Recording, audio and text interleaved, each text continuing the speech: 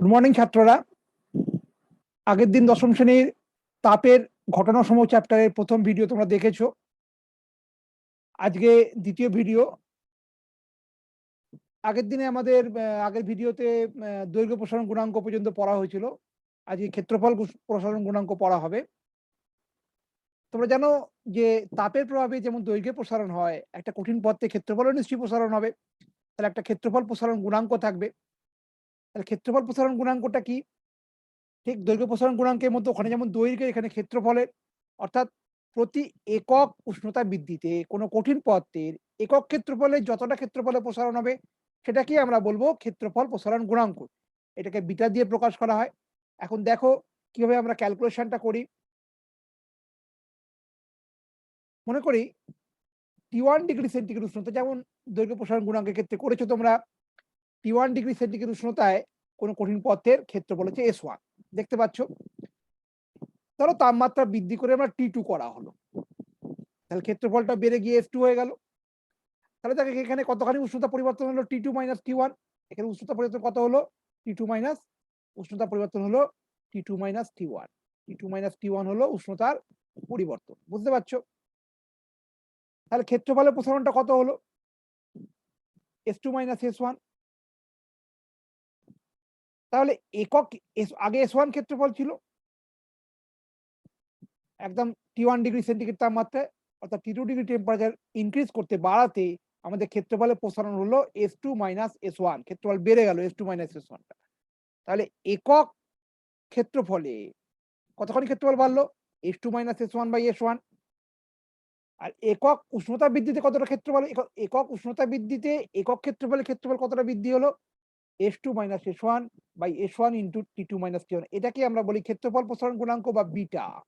এটা হচ্ছে ক্ষেত্রফল প্রসারণ গুণাঙ্ক বা বিটা। এখন লক্ষ্য করো, আমরা যদি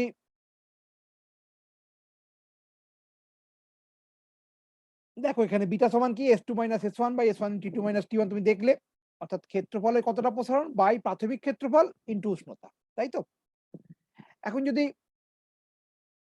S1 টা 1 হয়, অর্থাৎ প্রাথমিক ক্ষেত্রফলটা যদি 1 হয় এবং T2 মাইনাস T1 টা যদি 1 হয়, তাহলে beta is equal to S2 minus S1 হবে। তার মানে বুঝতেই পারছো S1 মানে প্রাথমিক, S1 মানে কি প্রাথমিক ক্ষেত্রফল, সেটা যদি একক হয়, 1 হয়, আর উষ্ণতার বৃদ্ধিটাও যদি 1 হয়, তাহলে সেক্ষেত্রে যে ক্ষেত্রফলে প্রসারণ হবে সেটাকেই আমরা ক্ষেত্র প্রসারণ গুণাঙ্ক বলবো। তার সংজ্ঞা আমরা এখান থেকে নির্ণয় করে নেবো। তার সংজ্ঞাটা কি হচ্ছে, প্রতি একক উষ্ণতা বৃদ্ধিতে প্রতি একক ক্ষেত্রফলে কোনো কঠিন পদার্থের যে ক্ষেত্রফলে প্রসারণ হয় তাকে আমরা ওই ক্ষেত্রফলের ওই কঠিন পদার্থের ক্ষেত্রফল প্রসারণ গুণাঙ্ক বা ক্ষেত্র প্রসারণ গুণাঙ্ক বলি। ঠিক আছে? এখন খেয়াল করে দেখো, যেখানে আমরা বিটার ভ্যালুটা দেখতে পাচ্ছি, এই বিটার ভ্যালুটা যেটা আমি দেখতে পাচ্ছি এখানে দেখো, এটা S2 মাইনাস এটা এটার ক্ষেত্রফলের একক হবে, ধরো সেমি স্কোয়ার। আবার S1 টা ধরো প্রাথমিক ক্ষেত্রফল, সেটাও ক্ষেত্রফলের ইউনিট হবে সেমি স্কোয়ার। আর এটা উষ্ণতার একক, ধরো ডিগ্রি সেন্টিগ্রেড। তার মানে বুঝতে পারছো এটা কেটে যাচ্ছে, তাহলে 1 বাই ডিগ্রি সেন্টিগ্রেড, তার ক্ষেত্রফলের একক হচ্ছে 1 by degree centigrade or 1 by kelvin,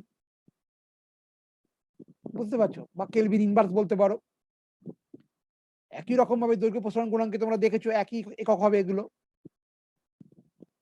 এখন এই ক্ষেত্র প্রসারণ গুণাঙ্ককে আমরা এইভাবেও প্রকাশ করতে পারি, এর মাত্রা হবে থিটা থিটা টু দি পাওয়ার -1। তোমায় আগে আমি দৈর্ঘ্য প্রসারণ গুণাঙ্কে দেখিয়েছি, যখন দৈর্ঘ্য প্রসারণ গুণাঙ্ক প্রথম ভিডিওতে পড়েছি সেখানে আমি দেখিয়েছি দৈর্ঘ্য প্রসারণ গুণাঙ্ক আলফার মাত্রাও দেখবে থিটা টু দি পাওয়ার -1ই হবে, এবং বিটা অর্থাৎ ক্ষেত্রফল প্রসারণ গুণাঙ্কের মাত্রাও থিটা টু দি পাওয়ার -1 হবে।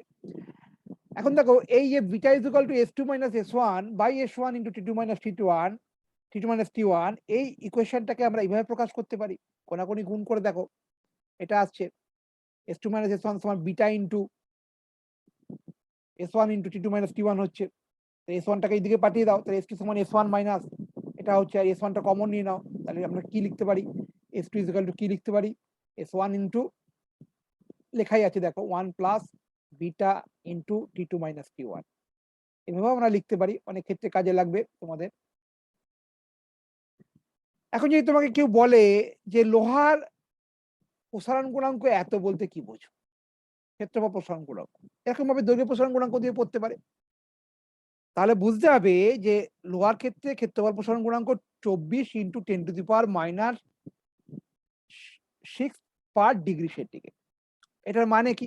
এটার মানে হচ্ছে ধরো একক ক্ষেত্রফল বৃদ্ধিতে অর্থাৎ 1 সেন্টিমিটার, দেখো বলতে বোঝায় কি 1 সেন্টিমিটার স্কয়ার ক্ষেত্রফল বৃদ্ধি করতে বা 1 সেন্টিমিটার স্কয়ার ক্ষেত্রফল যুক্ত একটা লোহার দণ্ডে 1 ডিগ্রি সেন্টিগ্রেড বৃদ্ধি যদি করো, তাহলে এত সেন্টিমিটার স্কয়ার ক্ষেত্রফল বৃদ্ধি হবে। অথবা তুমি এভাবেও বলতে পারো যে লোহার কোন লৌহদণ্ডের উষ্ণতা 1 ডিগ্রি সেন্টিগ্রেড যদি বৃদ্ধি করা হয়, দণ্ডটির প্রাথমিক ক্ষেত্রফলের এত অংশ ক্ষেত্রফল বৃদ্ধি পাবে। আবার বলছি শোনো, লোহার ক্ষেত্রফল প্রসারণ গুণাঙ্ক 24 ইন্টু 10⁻⁶ পার ডিগ্রি সেন্টিগ্রেড বলতে বোঝায় কোন একটা লৌহদণ্ডের উষ্ণতা 1 ডিগ্রি সেন্টিগ্রেড বৃদ্ধি করলে উহার ক্ষেত্রফল প্রাথমিক ক্ষেত্রফলের 24 ইন্টু 10⁻⁶ অংশ বৃদ্ধি পাবে। এভাবেও বলতে পারো। এখন আমরা আসবো আয়তন প্রসারণ গুণাঙ্ক, কঠিন পথের আয়তন প্রসারণ গুণাঙ্ক। তুমি বুঝতেই পারছো, কঠিন পথে যখন উষ্ণতা বৃদ্ধি করছো, তাপ দিচ্ছ যখন, আর দৈর্ঘ্যের প্রসারণ যেমন হয়, ক্ষেত্রফলে যদি প্রসারণ হয়, তাহলে নিশ্চয়ই আয়তনের পরিবর্তন হবে। সেক্ষেত্রে একটা প্রসারণ গুণাঙ্ক থাকবে, সেটা হচ্ছে কি আয়তন প্রসারণ গুণাঙ্ক, এটাকে গামা দিয়ে প্রকাশ করা হয়। তাহলে এক্ষেত্রেও আয়তন প্রসারণ গুণাঙ্কের যে সংজ্ঞাটা হবে, সেটা খেয়াল করো।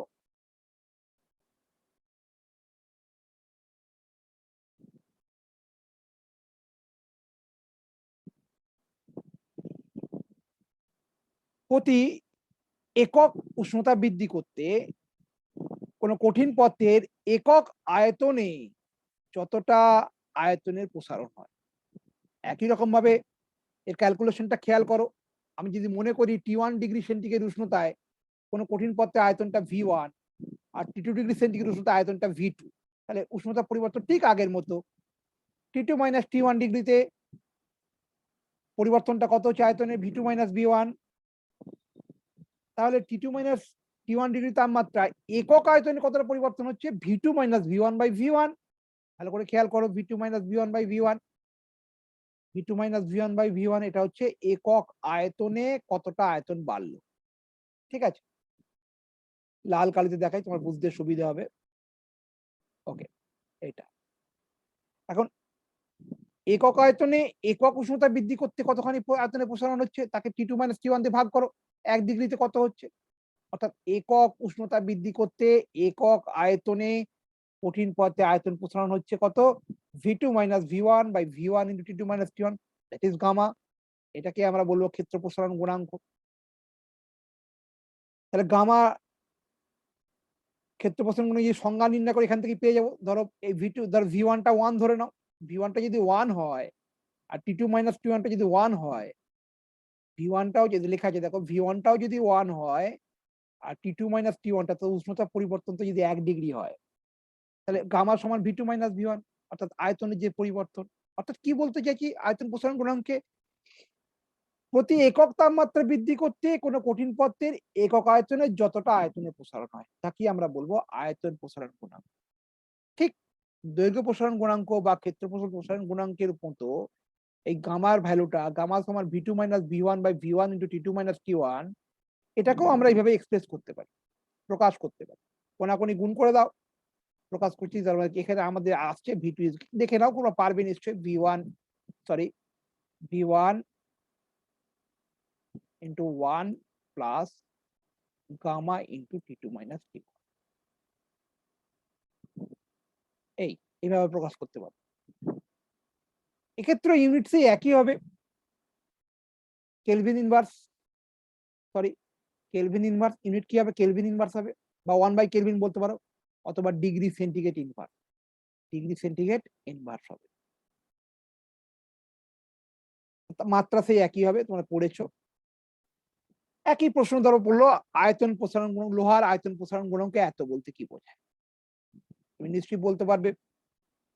আমরা কি বলবো, যে কোনো লৌহ দণ্ডের প্রতি 1 ডিগ্রি উষ্ণতা বৃদ্ধি করতে উহার প্রাথমিক আয়তনের 36 × 10⁻⁶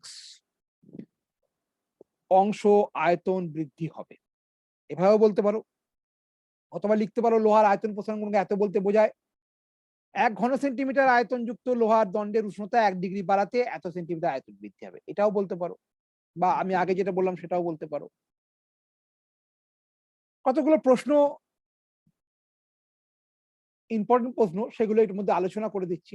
যেমন তামার দৈর্ঘ্য প্রসারণের এই ভ্যালুটা, এটা আগে আলোচনা করা হয়নি। একই রকম ভাবে তামার দৈর্ঘ্য প্রসারণ গুণাঙ্কের মান এত, এই মানটা কেলভিন স্কেলে একই থাকে। কেন থাকে কেলভিন স্কেলে একই? কারণ দেখো, কারণ সেলসিয়াস স্কেলের উষ্ণতা পার্থক্য আর কেলভিন স্কেলের উষ্ণতা পার্থক্য তো একই। কারণ এখানে উষ্ণতা পার্থক্য দিয়ে বলা হচ্ছে, তো কিন্তু তামার দৈর্ঘ্য প্রসারণ গুণাঙ্ক সেলসিয়াস স্কেলেও যা হবে কেলভিন স্কেলেও তাই হবে। তোমরা তাপীয় প্রসারণের সময় গরুর গাড়ির চাকা বের পড়ানোর কথা বলেছিলাম প্রথম ভিডিওতে, এটা আরেকবার ভালো করে দেখে নাও প্রশ্নটা কিভাবে উত্তর লিখবে তোমরা। যখন গরুর গাড়ির চাকা বের পড়ানো হচ্ছে, এখানে তাপীয় প্রসারণকে কাজে লাগানো হয়। গরুর গাড়ির চাকার ব্যাসার্ধের থেকে কম ব্যাসার্ধের একটা, একটু কম ব্যাসার্ধের বা কম ব্যাসের একটা লোহার বের কিনে নেওয়া হয়, সেটা অত্যন্ত উত্তপ্ত করা হয়, তার প্রসারণ ঘটে যায়। তারপর বেরটা লাগিয়ে ঠান্ডা করা হয়, দৃঢ়ভাবে আটকে যায়, সংকোচন হয়, ঠান্ডা হলে সংকোচন হবে। রেল লাইনের মুখে ফাঁক, ছোটবেলায় পড়েছো রেল লাইনের মুখে ফাঁক থাকে কেন? প্রচন্ড চাকার ঘর্ষণে বা সূর্যের তাপে রেল লাইনটা উত্তপ্ত হয়ে যাবে। ফাঁক যদি না থাকতো তাহলে ভেঙে যেত, বেঁকে যেত। অনেক জায়গায় রেল লাইন বেঁকে যায়, কিন্তু ঠিকঠাক মাপ করে ফিসপ্লেট দিয়ে আটকে ফাঁক রাখা হয়, যাতে সূর্যের উত্তাপে বা রেল লাইনের চাকার ঘর্ষণে উত্তপ্ত হলেও লাইনটা বাঁকতে পারে না। এটাই প্রশ্নটা প্রথম ভিডিওতে আলোচনা করেছি, তোমরা দেখবে। যে কোনো পুরু কাঁচকে হঠাৎ যদি গরম জলে ফেলে দাও, কি হবে? ফেটে যায়। কেন ফেটে যায়? কারণ কাচেরও যখন জলে ফেলছো তার প্রসারণ ঘটবে, তার প্রসারণ ঘটবে। প্রসারণ যখন ঘটবে, তখন কি হবে? কিন্তু সব জায়গায় সমান প্রসারণ ঘটবে না, অসম প্রসারণ ঘটবে, যার জন্য পীড়ন সৃষ্টি হয় একটা, এবং কাঁচটা ফেটে যায়। ইনভার দেখো, ইনভারে কিন্তু দৈর্ঘ্য প্রসারণটা অত্যন্ত কম। ইনভার হচ্ছে একটা সংকর ধাতু, লোহা আর নিকেলের সংকর ধাতু।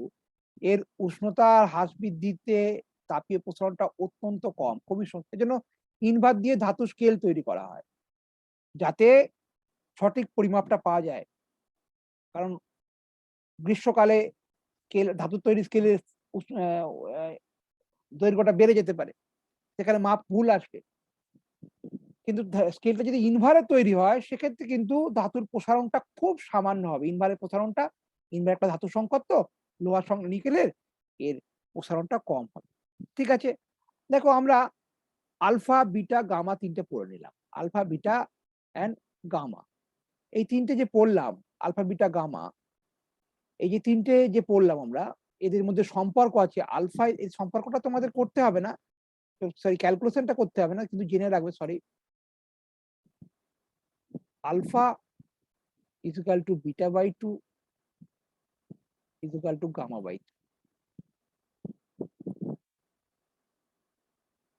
ঠিক আছে, alpha is equal to beta by 2 is equal to gamma by 3 এর মধ্যে সম্পর্ক, অর্থাৎ দৈর্ঘ্য প্রসারণ গুণাঙ্ক, ক্ষেত্রফল প্রসারণ গুণাঙ্ক এবং আয়তন প্রসারণ গুণাঙ্কের মধ্যে এটা হচ্ছে সম্পর্ক। ওকে,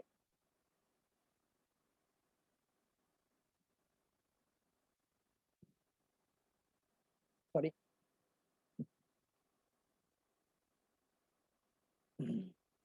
আমরা পরবর্তী অংশে যাব।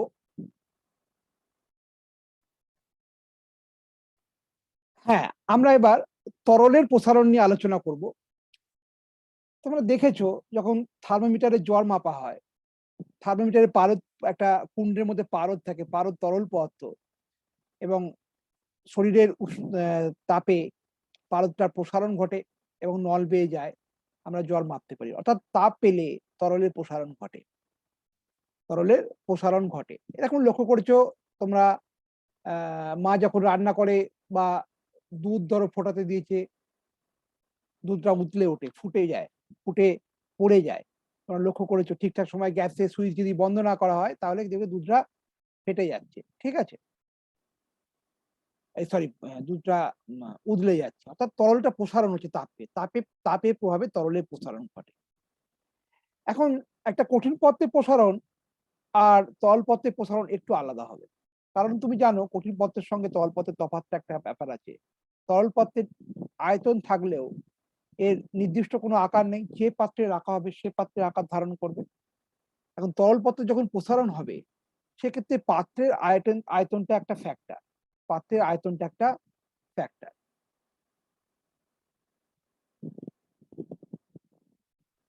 পাত্রের আয়তনটা কিন্তু এখানে একটা গুরুত্বপূর্ণ ব্যাপার। অর্থাৎ পাত্রের প্রসারণ বা পাত্রের প্রসারণটা।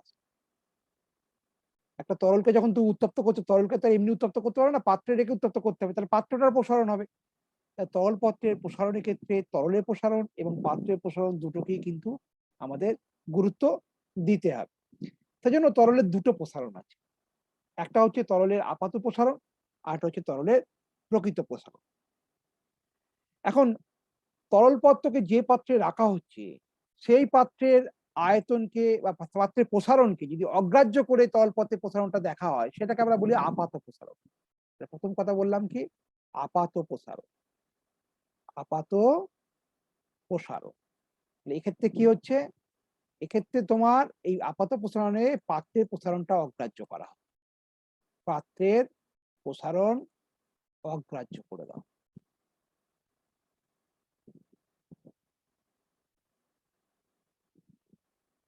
অগ্রাহ্য করতে হচ্ছে, নেগলেক্ট করে দিচ্ছে। আরেকটা হচ্ছে, আরেকটা কি বলছি যে প্রকৃত প্রসারণ। প্রকৃত প্রসারণ বুঝতেই পারছো।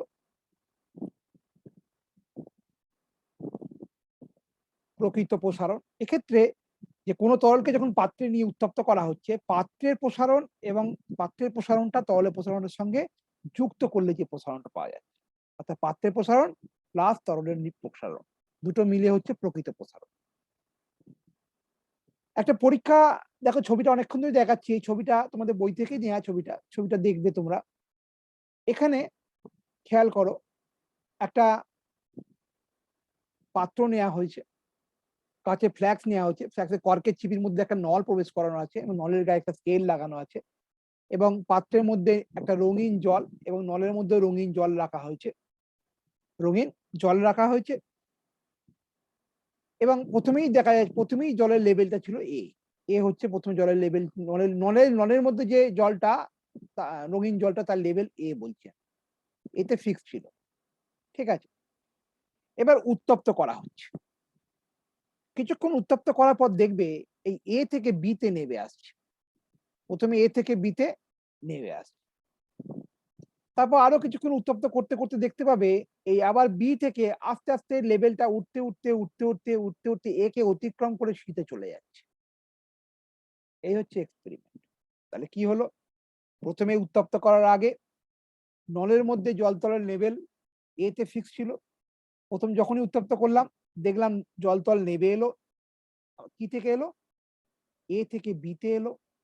তারপর আবার বি থেকে আবার উত্তপ্ত করতে থাকলাম, দেখলাম বি থেকে ই অতিক্রম করে সিতে চলে গেল। তাহলে এখানে আমরা তিনটে জিনিস দেখতে পেলাম। একটা হচ্ছে তোমার এবি, তাহলে এবিটা কি, এবি পেলাম, আর পেলাম কি বিসি পেলাম, আর পেলাম এসি।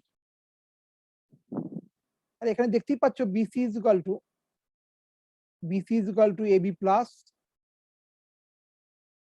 এসি। অর্থাৎ এখানে বিসিটা হচ্ছে তরলের প্রকৃত প্রসারণ, এবিটা হচ্ছে প্রথমে যে এবিটা কেন হলো এরকম, এবিটা হচ্ছে তরলের পাত্রের প্রসারণ এবিটা, আর এসিটা হচ্ছে, এবিটা হচ্ছে পাত্রের প্রসারণ, পাত্রের প্রসারণ। নিশ্চয়ই বুঝতে পারছো এবং দেখতে পাচ্ছ। যদি অসুবিধা হয় ভিডিও স্টপ করে দেখো। এসিটা হচ্ছে আপাত প্রসারণ, আপাত প্রসারণ, আর বিসিটা হচ্ছে প্রকৃত প্রসারণ। প্রকৃত প্রসারণ। বোঝা গেল? আরেকটু পরীক্ষাটা বুঝিয়ে বলছি। ভেবে দেখো, প্রথমে যখন A থেকে B তে নামছিল, কেন নামছিল? কারণ যখন আমরা উত্তপ্ত করছি, কাঁচ তাপে কুপরিবাহী। কারণ উত্তাপটা প্রথম তো কাঁচ পাচ্ছে, তাপটা প্রথম কে পাচ্ছে? কাঁচ পাচ্ছে, জল তো পাচ্ছে না প্রথমে। ফ্লাক্সের ভেতর জলটা তো প্রথমে পাচ্ছে না। কাঁচ তাপের কুপরিবাহী বলে তাপটা অত দ্রুত সঞ্চালিত করতে পারেনি। কাঁচটা নিজে প্রসারিত হচ্ছে। আর পাত্রটা প্রসারিত হচ্ছে। পাত্রটা প্রসারিত হলে কি হবে? নলের জল তো নিচের দিকে নেমে আসছে। এরপর যখন তাপ যখন সঞ্চালিত হচ্ছে জলের মধ্যে, আস্তে, আস্তে প্রসারণ হচ্ছে। আমরা যেটা প্রকৃত প্রসারণ পাচ্ছি। অর্থাৎ কি দেখতে পেলাম আমরা?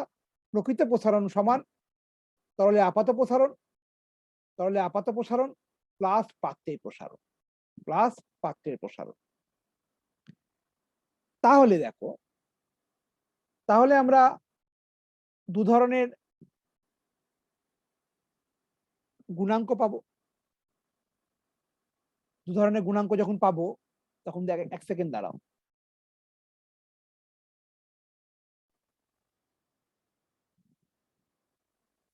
হ্যাঁ, তাহলে দেখতে পেলে তরলের ২ প্রকার প্রসারণ, একটা আপাত প্রসারণ, একটা প্রকৃত প্রসারণ। তাহলে নিশ্চয়ই তরলের ২ প্রকার প্রসারণ গুণাঙ্ক থাকবে। একটা আপাত প্রসারণ গুণাঙ্ক আর প্রকৃত প্রসারণ গুণাঙ্ক। তাহলে আপাত প্রসারণ গুণাঙ্ক, আপাত প্রসারণ গুণাঙ্ক।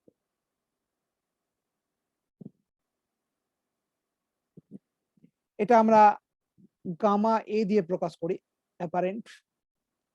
অর্থাৎ একই রকম যে কোন তরল পথের প্রতি একক উষ্ণতা বৃদ্ধি করতে একক আয়তনে যে আপাত প্রসারণ হয়, তাকে আমরা বলি আপাত প্রসারণ গুণাঙ্ক। ধরো V1 একটা আয়তন ছিল, উষ্ণতা T1 ডিগ্রিতে, উষ্ণতা T1 ডিগ্রিতে আয়তন ছিল V1, sorry T1 degree centigrade উষ্ণতায় আয়তন ছিল V1। এবার টেম্পারেচার বৃদ্ধি করা হয়েছে, T2 ডিগ্রি সেন্টিগ্রেড করা হয়েছে, আয়তন হয়ে গেছে ধরো V2 ড্যাশ। তাহলে এটা হবে কত?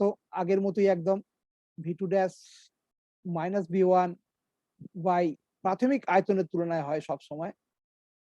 আমি সংজ্ঞাতেই বলে দিয়েছি যে কোন তরল পদার্থের একক উষ্ণতা বৃদ্ধি করতে একক আয়তনে, ওই জন্য V1 দিয়ে ভাগ হচ্ছে। আর একক উষ্ণতা বৃদ্ধি করতে মানে T2 মাইনাস T1 লিখবো, এটা ঠিক আছে। আর একই রকম ভাবে আমরা প্রকৃত প্রসারণ গুণাঙ্ক যদি বার করি,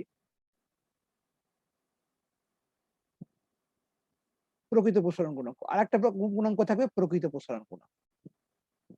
প্রকৃত প্রসারণ গুণাঙ্ক অর্থাৎ সেখানে আমরা গামা আর দিয়ে প্রকাশ করি, রিয়েল বলে। এটা মানে কি? যে কোন তরল পদার্থের একক উষ্ণতা বৃদ্ধি করতে প্রতি একক আয়তনে তরল পদার্থের আয়তনের প্রকৃত প্রসারণ যতটা হবে সেটাকে বলবো আমরা প্রকৃত প্রসারণ গুণাঙ্ক। যেমন ধরো আমি মনে করছি T1 ডিগ্রি, আগের মতোই T1 ডিগ্রি সেন্টিগ্রেড উষ্ণতায় কোনো আয়তনটা ছিল V1 তরল পদার্থ, আর টেম্পারেচার বৃদ্ধি করা হলো, হিট করা হলো, আয়তন হয়ে গেল V2, টেম্পারেচার হয়ে গেল T2 ডিগ্রি সেন্টিগ্রেড। ওকে, তাহলে গামা আরটা বুঝতেই পারছো, প্রাথমিক আয়তনের তুলনা করতে হবে V2 minus V1 by V1 into T2 minus T1। তাহলে তরলের 2 প্রকার প্রসারণ গুণাঙ্ক আছে, একটা গামা এ অ্যাপারেন্ট অর্থাৎ আপাত প্রসারণ গুণাঙ্ক, আর হচ্ছে গামা আর প্রকৃত প্রসারণ গুণাঙ্ক। এখন এই কথাটা মনে রাখতে হবে, ইউনিট দুটোরই একই হবে। ইউনিট হবে কি? এর হবে ডিগ্রি সেন্টিগ্রেড ইনভার্স, এটারও হবে, দুজনেরই হবে, আর বা কেলভিন ইনভার্স, এটা ইউনিট হবে, বা 1/কেলভিনও বলতে পারো। এই তরলের 2 প্রকার প্রসারণ গুণাঙ্ক থাকা সত্ত্বেও তরলের প্রকৃত প্রসারণ গুণাঙ্কটাই কিন্তু তরলের নিজস্ব ধর্ম। প্রকৃত প্রসারণ গুণাঙ্ক এটা তরলের নিজস্ব ধর্ম।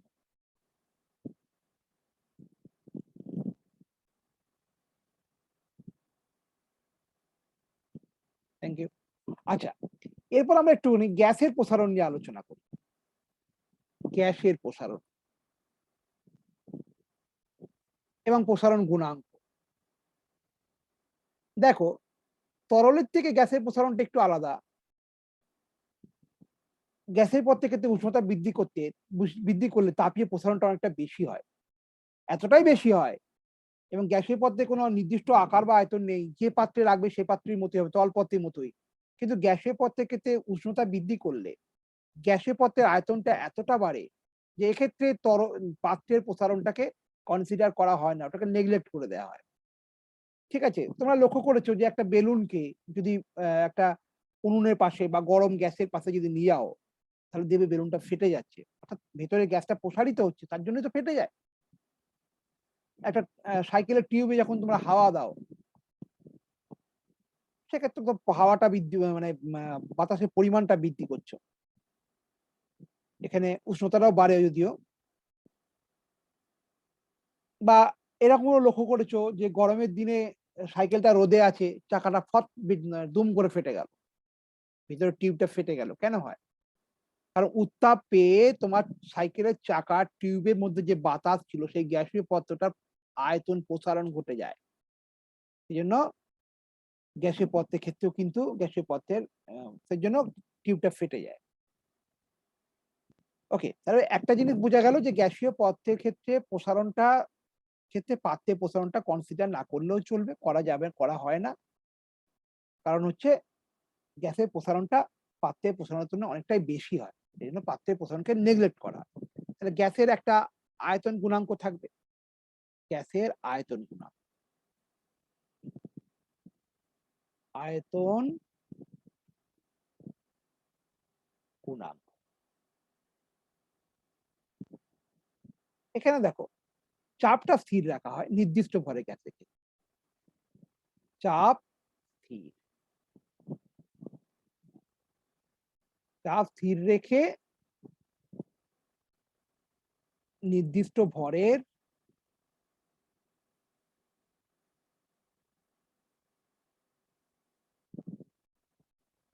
গ্যাসের উষ্ণতা যদি তুমি গ্যাসের উষ্ণতা ধরো প্রথমে ধরো 0 ছিল, 0 ডিগ্রি সেন্টিগ্রেড থেকে 1 ডিগ্রি বাড়াচ্ছ। 1 ডিগ্রি সেন্টিগ্রেড বৃদ্ধিতে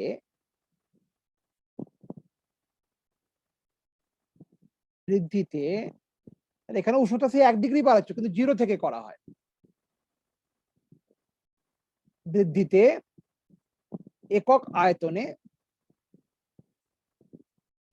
এখানেও তাই একক আয়তনে, কারণ এটা গুণাঙ্ক। একক আয়তনে আয়তনের প্রসারণ, আয়তনের প্রসারণ, এইটাকে আমরা বলি গ্যাসের আয়তন গুণাঙ্ক, গামা পি বলা হয়, যাকে আমরা গামা পি বা গ্যাসের আয়তন গুণাঙ্ক। একটা আমরা যদি ক্যালকুলেশন এইভাবে করি, ধরো 0 ডিগ্রি সেন্টিগ্রেড উষ্ণতায় কোন গ্যাসের আয়তন ছিল V0 সিক্স। ধরো টি ডিগ্রি সেন্টিগ্রেড উষ্ণতা বৃদ্ধি করা হয়, আয়তন হয়ে গেল ভিটি। তাহলে বুঝতে পারছো আয়তন বৃদ্ধিটা কত হচ্ছে, তাহলে গামাটা কত হবে। এখানে উষ্ণতা বৃদ্ধি দেখো T-0, T-0 মানে এটা হচ্ছে উষ্ণতা বৃদ্ধি, এটা হচ্ছে উষ্ণতা বৃদ্ধি। তাহলে এই আয়তন গুণাঙ্কটা, গ্যাসের আয়তন গামাটা কি হবে, আয়তন বৃদ্ধি কত হয়েছে, ভিটি থেকে V0 থেকে ভিটি হয়েছে, তাহলে VT-V0। একক আয়তনটা কত, V0 ইন্টু টি, বোঝা গেল। এটা যদি ক্যালকুলেশন করে নাও, আমাদের কোনাকুনি গুণ করে যদি ক্যালকুলেশন করে নাও, তাহলে VT-V0 সমান কত ভাবে দেখো না, VT-V0 সমান কত, সরি, VT-V0 সমান হচ্ছে V0 into gamma into T. তাহলে ভিটি সমান কত হচ্ছে, ভিটি সমান আসছে V0 যদি কমন নিয়ে নাও, একবারে করছি, V0 কমন নিলে 1 plus gamma P into T আসছে, এই জিনিসটা আসছে। এখন ভালো করে খেয়াল করো, তুমি চার্লসের সূত্রে পড়েছো যে কোনো গ্যাসের স্থির চাপে কোনো নির্দিষ্ট ভরের গ্যাসের উষ্ণতা 0 ডিগ্রি থেকে যখন T ডিগ্রি বাড়ানো হয়, সেক্ষেত্রে আয়তনটা কত হয়? চার্লসের সূত্র থেকে কি পেয়েছি আমরা এখানে লিখছি দেখে নাও। VT সমান কি পেয়েছি আমরা? V0 ইনটু গ্যাসের চ্যাপ্টারে পড়েছে 1 প্লাস E/273। লাল কালিতে যেটা লিখলাম সেটা চার্লসের সূত্র থেকে পাওয়া গেছে। এখন পেলাম এটা। এই দুটো ইকুয়েশন যদি আমরা তুলনা করি, তাহলে গামা পি ভ্যালুটা দেখতে পাচ্ছ? 1/273। গামা পি সমান কত হচ্ছে? গামা পি সমান কত? 1/273 ডিগ্রি সেন্টিগ্রেড ইনভার্স। অর্থাৎ গ্যাসের এই যে নির্দিষ্ট ভরের গ্যাসের চাপ স্থির রাখলে গ্যাসের যে আয়তন গুণাঙ্কটা আছে সেটার ভ্যালু সব ক্ষেত্রে সমান আসবে 1/273। এখন এ বিষয়ে একটা কথা বলার আছে যে গ্যাসের ক্ষেত্রে যে কোনো আয়তনকে প্রাথমিক আয়তন হিসেবে বিবেচনা করলে অনেক বেশি ত্রুটি দেখা যায়। যে কোনো আয়তনকে যদি তুমি প্রাথমিক আয়তন ভাবো, সেজন্য গ্যাসের ক্ষেত্রে প্রাথমিক আয়তনটা 0 ডিগ্রি সেন্টিগ্রেড হলে ধরা হয়। সেজন্য আমরা 0 ডিগ্রি ধরি, প্রাথমিক আয়তন আমরা 0 ডিগ্রিতে V0 টাকে ধরেছি। যে কোনো আয়তন করাই যায়, সেক্ষেত্রে একটু ত্রুটি বেশি আসে। ঠিক আছে? ঠিক আছে, আজকে এই পর্যন্তই। এবং আগের ভিডিওর লিংক আমি ডেসক্রিপশন বক্সে দিয়ে দেবো, তোমরা দেখবে। এটা আমাদের ওই দৈর্ঘ্য প্রসারণ গুণাঙ্ক প্রথম ভিডিওটার লিংক দিয়ে দিচ্ছি। আর চ্যানেলটা যদি ভালো লাগে সাবস্ক্রাইব করবে, কমেন্ট করে জানাবে। পরবর্তী ভিডিও খুব তাড়াতাড়ি আসবে। ধন্যবাদ। তোমরা ভালো থাকবে।